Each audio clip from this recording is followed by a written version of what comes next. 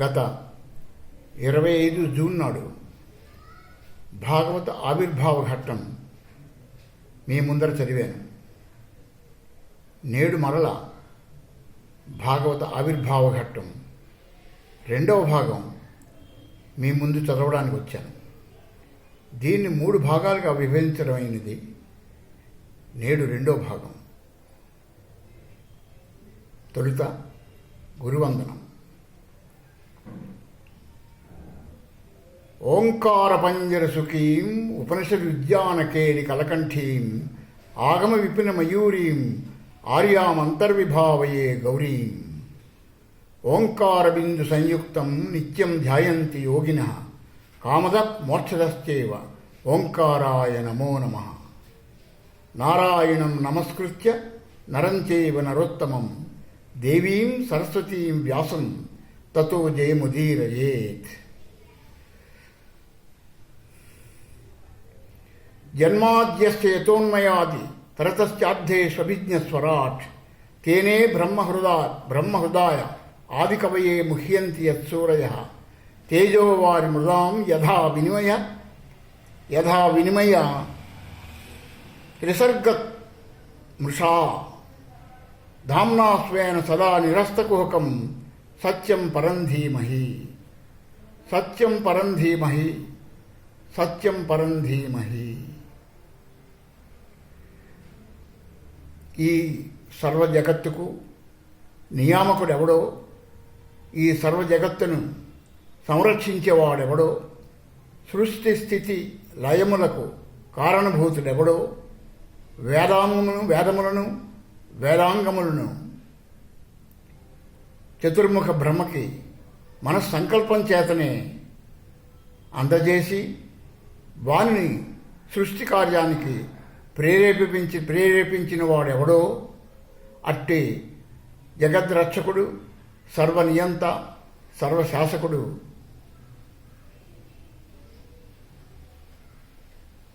స్వయం ప్రకాశంతో వెలుగొందుచున్నవాడు,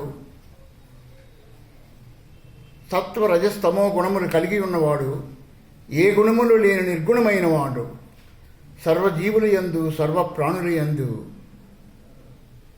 సూక్ష్మ రూపంలో ఆత్మరూపంగా భాసిల్లుచున్నవాడు అయిన ఆ పరమాత్మ నిర్గుణ పరబ్రహ్మ తత్వాన్ని విశదంగా తెలియజేస్తూ చెప్పిన ఈ శ్లోకం వ్యాస భాగవతంలోని ప్రప్రథమ శ్లోకం.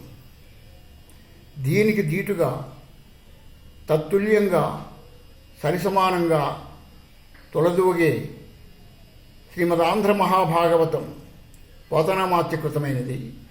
దీని మొదటి పద్యం అత్యంత రసవత్తరంగా కమనీయంగా ఇలా సాగిపోయింది. శ్రీకైవల్య పదంబుజేరుటకునై చింతించదన్ లోకరక్షైకారంభకు భక్తపాలన కళా సంరంభకున్ దానవోద్రేక స్తంభకు కేళిలోల విరసదృగ్జాల సంభూత నానా కంజాత భవండ కుంభకు మహానందాంగనా డింభకున్. వ్యాస మహర్షి భాగవతాన్ని రచించిన తర్వాత ఒక సందిగ్ధంలో పడ్డాడు. దీన్ని ఎవరికి అందజేయాలి, ఏ శిష్యుడికి ఇవ్వాలి?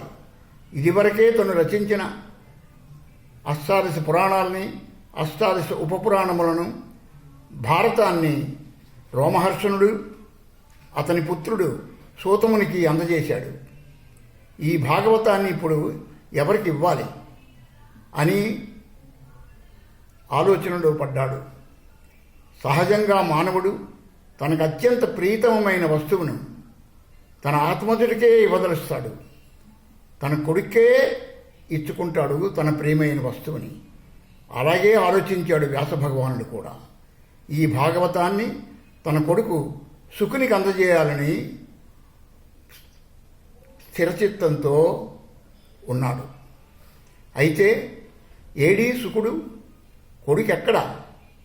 సంవత్సర కాలం క్రితమే సర్వసంగ పరిత్యాగి అయి పరమ విరాగి అయి నూనూగు మీసాల నూతన యవ్వనంలోనే ఆజానుబాహుడు స్ఫురద్రూపి అందగాడు అయిన తన కొడుకు శుకుడు దిగంబరుడై అడవులు పట్టిపోయాడు. అరణ్యాల్లో ఒంటి మీద స్పృహ లేకుండా తిరుగుతున్నాడు. నేలరాలిన ఆకులను, కాయలను, పళ్ళు ఏరుకొని తింటున్నాడు. ఎక్కడైనా జలాశయాలు కనిపిస్తే దప్పిక తీర్చుకుంటున్నాడు నీళ్లు తాగి. అటువంటి సుకుణ్ణి అందుకోవడం ఎలాగా, పట్టుకోవడం ఎలాగా? తను 2-3 మార్లు ప్రయత్నించాడు, కానీ అతని వేగానికి, గమ్యానికి తను అందుకోలేకపోయాడు. సముడై ఎవ్వడు ముక్తకర్మ చేయుడై సన్యాసి అయి ఒంటివోవ మహాప్రీతి నోహో కుమారయ్యనుచున్ వ్యాసుండు శీరంగా వృక్షములను దన్మయతన్ ప్రతిధ్వనులు దక్కంజేసి మున్నట్టి భూతమయున్ గొల్చెద బదరాయని తపోధన్యాగ్రణిన్ ధీమణిన్. దిగంబరుడై శుకుడు అలాగా అడవిలో వెళ్ళిపోతున్నప్పుడు అక్కడ ఉన్న మంచినీళ్ల కొలనిలో దేవకన్యకలు నగ్నంగా జలక్రీడలు ఆడుతున్నారు, ఒడ్డున చీరలను పెట్టి. శుకుడు పక్క నుంచి గట్టు మించి వెళ్ళిపోతున్నాడు. శుకుడు గోచీయులేక పైజన చూచి తోయములందు లద్దక చెలింపక చీరలొల్లక చల్లులాడెడు దేవకన్యకలు హా సుఖయంతు వెనకజనంగా వ్యాసుని చూచి అంశుకములను ధరించి సిగ్గున సృక్కిరందరు ధీనిధీ.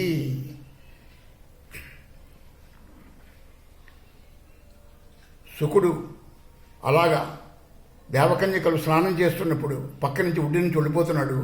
వెనకాలే వ్యాసుడు వచ్చాడు. వచ్చి దూరం నుంచి, అల్లంత దూరం నుంచే వ్యాసుడిని చూచి ఈ దేవకన్యకలు పరిగెట్టి తమ వస్త్రాలను తీసుకుని ఒంటికి చుట్టబెట్టుకున్నారు. వ్యాసుడు సమీపించి ఉండబట్టలేక ఆ దేవకన్యలను అడిగాడు, ఏమిటి వింత? నవయవ్వనుడు, సుందరాంగుడు, నూనూగు మీసాల నూతన యవ్వనుడు, పైగా దిగంబరుడు అయిన నా కొడుకు శుకుడు గట్టు మించి వెళ్ళిపోతుంటే ఏమీ పట్టనట్టుగా మీరు మీ జలక్రీడల్లో మునిగి ఉన్నారు. వృద్ధుణ్ణి, గెడ్డాలు మీసాలు పండిపోయిన వాణ్ణి, దుర్బలుణ్ణి, పైగా ఒంటి నిండా బట్టలు చుట్టబెట్టుకున్న వాణ్ణి నన్ను దూరం నుంచి చూస్తూనే మీరు పరిగెట్టి వెళ్ళి మీ చీరలు తీసుకొని ఒంటికి చుట్టబెట్టుకున్నారు. ఏమిటి వింత అని అడిగాడు. అప్పుడు వాళ్ళు ఇలా సమాధానం చెప్పారు, ఓయి మహర్షి, నీవు లోకం పోకడ తెలిసిన వాడివి, లౌకిక వ్యవహారాల్లో జోక్యం కూడా కలిగించుకున్నవాడివి. అది కాక నీ తల్లి సత్యవతీదేవి ఆదేశానుసారం నీవు కాశీరాజు పుత్రికలైన అంబిక, అంబాలికను సంగమించి వారి వల్ల 2 పుత్రులను కన్నావు. ఒకరు ధృతరాష్ట్రుడు, మరొకడు పాండురాజు. అలాగే దాసీ వనితతో సంగమించి విదురుని కన్నావు. నీకు స్త్రీ సంగమం కలిగింది. నీ కొడుకు అలాంటి వాడు కాడు. సర్వసంగ పరిత్యాగి, పరమ విరాగి, అస్ఖలిత బ్రహ్మచారి. నీ కొడుక్కి స్త్రీ పురుష భేదమే తెలియదు. అతను సర్వజీవుల యందు, సర్వప్రాణుల యందు కేవలం ఆత్మనే దర్శిస్తుంటాడు. నిత్యం తన ఆత్మతో తను రమిస్తుంటాడు. అలాంటి నీ కొడుకు ఒడ్డు నుంచి పడిపోయినా మాకు ఏ విధమైన చిత్త చాంచల్యం లేదు, మనోవైకల్యం లేదు. మా పనుల్లో మేము నిమగ్నమై ఉన్నాము. అతని ఉనికినే మేము పట్టించుకోవడం లేదు. అతని ఒడ్డు నుంచి వెళితేనేమిటి, ఒడ్డు మీద కూర్చుంటేనేమిటి, మాకు ఆ విషయంలో ఎట్టి సందేహం లేదు, మనోవైకల్యం లేదు అని వాడు చెప్పగా మందహాసంతో తల పంకించి ముందుకు సాగిపోయాడు వ్యాసమహర్షి. సాగిపోయినా కూడా తన కొడుకు గతిని అందుకోలేకపోయాడు. ఇంకా ఇది కాదని ఆశ్రమానికి తిరిగి వచ్చి 2 మునియువకులను చేరదీసి వాళ్ళకి 2 తాళపత్రాలను అందించాడు.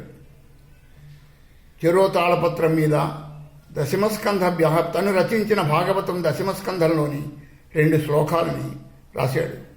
ఒక్కొక్కరికి ఒక తాళపత్రం ఇచ్చాడు. మొదటి మునికుమారుని ముందుగా వెళ్ళి శుకుడు జాడ అరసి వాని వెనకనే వెళ్ళి గతిని అందుకొని బిగ్గరగా ఆ శ్లోకాన్ని చదవమన్నాడు. శుకుల్లో చలనం వచ్చి ఆగిపోతే మెల్లిగా 2వ వాడు కూడా వచ్చి 2వ శ్లోకాన్ని బిగ్గరగా చదవమన్నాడు. తరువాత పని తను చూసుకుంటానని చెప్పాడు. అలాగే ఆ మునికుమారుడు శుకుని జాడ అరిసి వాడి వెనకనే వెళ్ళి వాడి గతిని అందుకొని బిగ్గరగా మొదటివాడు శ్లోకాన్ని చదవన ఆరంభించాడు. అది దశమస్కంధంలో బాలకృష్ణుడు గోవత్సములను మేపుతూ అడవిలో గోప బాలకులతో కలిసి విహరిస్తున్నప్పుడు త్రిభంగిమలో నిలబడి చేతిలో వేణువుని పట్టుకొని షడ్జమ ధ్వనిలో ఆ వేణువుని ఊదుతున్నప్పుడు గోవత్సములు మొరలు మీదకెత్తి నిశ్చేష్టుడై నిలబడి వింటున్నాయి. ప్రకృతి స్తంభించిపోయింది. అంత చక్కగా అతని వేణువుని ఊదుతున్నాడు. అది ఇలా వర్ణించాడు ఆ శ్లోకంలో.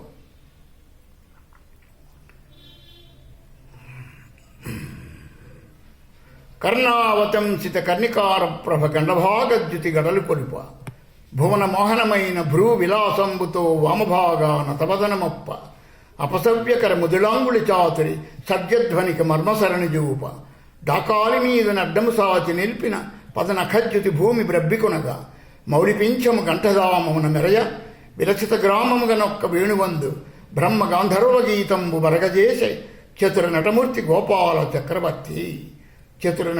గోపాల చక్రవర్తి. ఈ శ్లోకం వినగానే శుకుడు ఆగిపోయాడు. ఆశ్చర్యంగా నిలబడ్డాడు. దాని తాలూకా రసాన్ని గ్రోలుతున్నాడు. ఇంతలో రెండవ శిష్యుడు వెనక నుంచి వచ్చాడు. అతను కూడా శ్లోకాన్ని అందుకున్నాడు. ఇది కూడా దశమస్కంధంలోనిదే.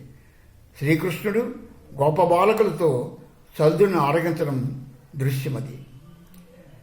కడుపున దిండుగా గట్టిన వలువలో లాలిత వంశనాళంబు జొనిపి విమల శృంగంబును వేత్రదండంబును జారిరాని కదా దంకనిరికి మీగడ పెరుగుతో మేళవించిన చల్ది ముద్ద దాపలి చేత మొనయనుంచి చెలరేగి కొసరి తెచ్చిన యూరుగాయలను వ్రేళ్ల సందులనుదా వెరజనిరికి సంగడీల నడుమ చక్కని కూర్చుండి మర్మభాషణముల నెగవ నిలిపి యాగభోక్త కృష్ణుడు అమరుడు వెరగందా శైశవంబు మెరసి చల్దిగుడిచే.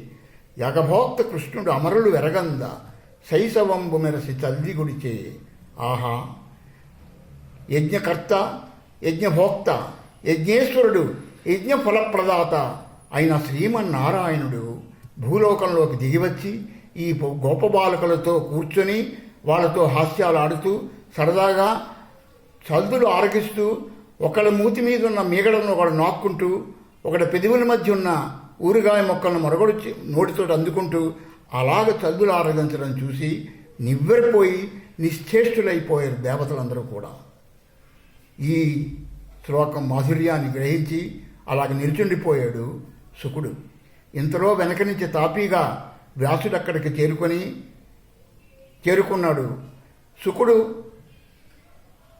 మునికుమారుని ప్రశ్నిస్తున్నాడు, ఎవరు రాశారు ఈ శ్లోకాల్ని, ఇవి ఏ గ్రంథంలోని అని. అప్పుడే సరిగ్గా అక్కడికి చేరుకున్నాడు వ్యాసుడు. నాయనా సుఖ, ఇవి నువ్వు ఇల్లు వదిలి వెళ్ళిపోయిన తర్వాత రచించిన శ్రీమద్భాగవత గ్రంథంలోనివి. ఇలాంటివి నా దగ్గర 2, 3 కాదు, 18,000 శ్లోకాలున్నాయి నాయన. నువ్వు ఇంటికి పద, ఆశ్రమానికి రా తండ్రి, నీ చేత భాగవతాన్ని పఠింపజేయిస్తాను, నిన్నందులో నిష్ణాతుని చేస్తాను అని బ్రతిమాలి బుజ్జగించి అనునయించి ఆశ్రమానికి తీసుకుని వెళ్తాడు శుకుణ్ణి. శుకుని చేత భాగవతాన్ని పఠింపజేస్తాడు. శుకుడు అందులో నిష్ణాతుడవుతాడు. హరిగుణవర్ణరతుడై హరితత్పరుడైన బాదరాయని శుభతత్పరతను పఠించే ద్విజగద్వర మంగళమైన భాగవత నిగమంబున్. ఎందుకు శుకుడు పఠించేడయ్యా అంటే, నిగమములు వేయి చదివిన సుగమంబులు గావు ముక్తి శుభగత్వంబుల్, సుగమంబు భాగవతమున నిగమంబు పఠింప ముక్తి నివసనము బుధా. వేదకల్ప వృక్ష విగలితమై సుఖముఖ సుధాద్రవమున మనసియున్న భాగవత పురాణ ఫల రసాస్వాదన పదవిగనుడు రసికభావ విధులు.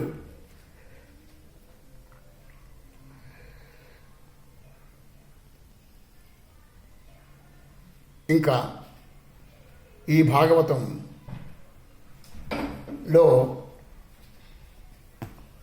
చివరగా చెప్పిన పద్యం ఏంటంటే, అతి రహస్యమైన హరిజన్మ కథనంబు మనుజుడెవ్వడేని మాపురేపు చాలా భక్తితో ఓడ చదివిన సంసార దుఃఖరాశి బాసి తొలగిపోవు. సంసార దుఃఖరాశి బాసి తొలగిపోవు.